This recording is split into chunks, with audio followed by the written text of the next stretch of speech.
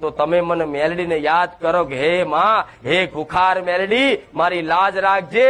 તો કદાચ તમે એક પ્રાર્થના કરતા તો તરત મારા કોણ ઊંચા થઈ જાય કે મારા ભાવિકે મને મેલડીને યાદ કરી.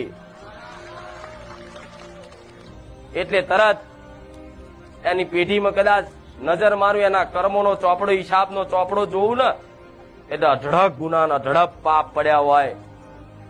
એટલે હું માતા જોઉં કે આનું દુઃખ મટાડું તો ચમનું મટાડું.